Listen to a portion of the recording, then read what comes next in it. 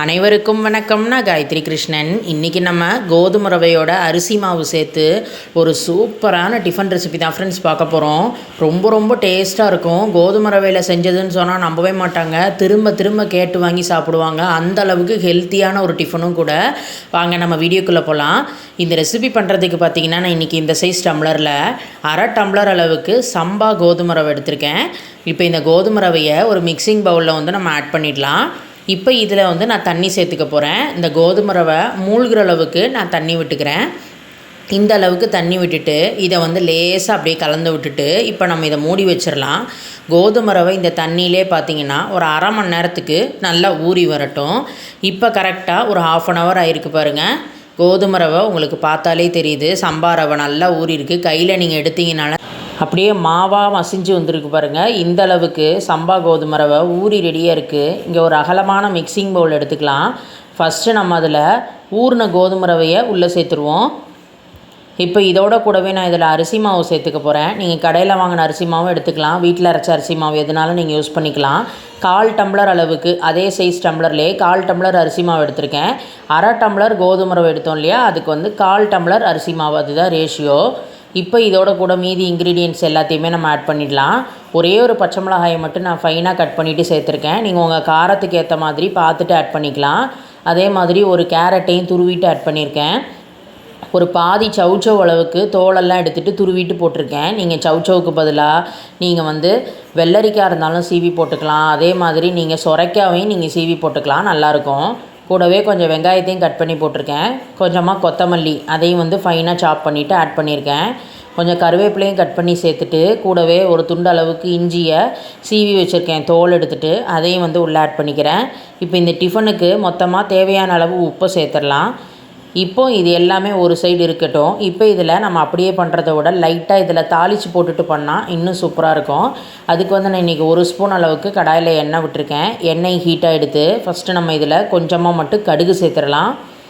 பாருங்கள், கடுகு இந்த மாதிரி நல்லா வெடித்து வரும்போது இப்போ இதில் கொஞ்சமாக ஜீரகம் ஆட் பண்ணிடலாம். கூடவே கொஞ்சம் பெருங்காயத்தையும் சேர்த்துருவோம்.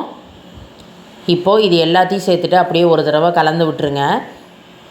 எல்லாமே தாளித்து ரெடி ஆகியாச்சு. ஸ்டவ்வை வந்து ஸ்விட்ச் ஆஃப் பண்ணிவிட்டு இங்கே ஆல்ரெடி நம்ம இன்க்ரீடியன்ட்ஸ் எல்லாம் போட்டு வச்சுருக்கோம் இல்லையா, அதில் வந்து நம்ம தாளித்ததையும் சேர்த்துடலாம்.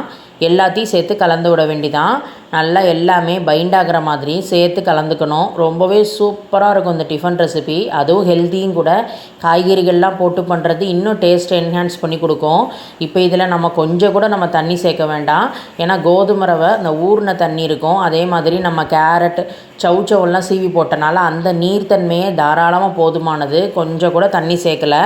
இந்த அளவுக்கு எல்லாத்தையும் ஒன்றா சேர்க்குற மாதிரி நம்ம கலந்தாலே போதும். இது ஒரு 10 நிமிஷம் கிட்ட ஊறி வரட்டும்.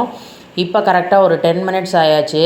இன்னுமே நல்லா காய்கறி சைடில் பாருங்கள் நீர் விட்டுருக்கு, அதனால் தண்ணியே விட வேண்டாம். இப்போ அப்படியே சேர்த்து மிக்ஸ் பண்ணி விட்டுக்கோங்க. ஃபஸ்ட்டு வந்து நம்ம அந்த கோதுமை ரவையை ஒரு அரை மணி நேரம் ஊற வைக்கிற டைம் தான். டக்குன்னு நம்ம இந்த டிஃபனை பண்ணிடலாம். இந்த கன்சிஸ்டன்சியில் தான் இருக்கணும், ரொம்ப வந்து தண்ணி விடக்கூடாது. இந்த அளவுக்கு கலந்து விட்டாலே போதும். இப்போ நம்ம அடை ப்ரிப்பேர் பண்ண ஆரம்பிச்சிடலாம். பாருங்கள், தோசை தவாவில் எண்ணெயெல்லாம் தடவி வச்சுருக்கோம். ஹீட்டாக எடுத்து நல்லா ஒரு 1.25 கரண்டி மட்டும் எடுத்து லைட்டாக மட்டும் அப்படியே டேப் பண்ணி விட்டுக்கோங்க. தோசைக்கல்லில் நடுவில் அப்படியே டேப் பண்ணிக்கலாம். சுற்றி 1 ஸ்பூன் எண்ணெய் விட்டுக்கோங்க. அடுப்பை வந்து லோ டு மீடியம் ஃப்ளேம்லேயே வச்சிடலாம். கோதுமை ரவை அந்த காய்கறிகள் எல்லாமே வேகட்டும். மூடி வச்சுருவோம். இப்போ பார்த்திங்கன்னா ஓப்பன் பண்ணி பார்த்தாச்சு. எவ்வளோ அருமையாக வெந்திருக்கு பாருங்கள். மெதுவாக நீங்கள் எடுத்து திருப்பி போட்டிங்கனாலே நல்லா திருப்ப வந்துடும். நல்லா அந்த ப்ரௌனிஷ் கலரில் கன்சிஸ்டன்சியெல்லாம் அவ்வளோ பர்ஃபெக்டாக சூப்பராக ரெடியாக இருக்குது. மறுபடியும் மூடி வச்சுருங்க, அடுத்த சைடு ரெடியாகி வரட்டும். இப்போ நம்மளோடது கம்ப்ளீட்டாக ரெடி ஆகியாச்சு. இப்போ அப்படியே எடுத்து நம்ம பிளேட்டில் சர்வ் பண்ண வேண்டிதான். சுட சுட நம்ம சாப்பிட்டோன்னா சூப்பராக இருக்கும். அப்படியே இந்த காய்கறி மணத்தோடு அவ்வளோ அருமையாக இருக்குது. எல்லா மாவுக்கும் இதே மாதிரியே நம்ம ரெடி பண்ணி எடுத்துக்கலாம். பாருங்கள், இன்னொன்று ரெடி பண்ணியிருக்கோம், சூப்பராக வந்திருக்கு. இன்றைக்கி ரெசிபி பார்த்துருப்பீங்க ஃப்ரெண்ட்ஸ். கோதுமை ரவையோட அரிசி மாவு சேர்த்து ஒரு சூப்பரான டிஃபன் ரெசிபி, வெஜிடபிள்ஸ் எல்லாம் போட்டு. இன்றைக்கி நாங்கள் சைட் டிஷ்க்கு தக்காளி தொக்கை தான் வச்சு சாப்பிட போகிறோம். நீங்கள் சட்னி எதுனாலும் வச்சு சாப்பிட்லாம், நல்லாயிருக்கும். எல்லாருமே கண்டிப்பாக இந்த டிஃபனை ட்ரை பண்ணி பாருங்கள் ஃப்ரெண்ட்ஸ். மார்னிங் பிரேக்ஃபாஸ்ட்டுக்கு, டின்னருக்கெல்லாம் உடனடியாக பண்ணிடலாம். மறக்காமல் ஃபீட்பேக்கை கமெண்ட் பாக்ஸில் ஷேர் பண்ணுங்கள். சேனலை ப்ளீஸ் ஃப்ரெண்ட்ஸ் சப்ஸ்கிரைப் பண்ணிக்கோங்க. தேங்க்யூ.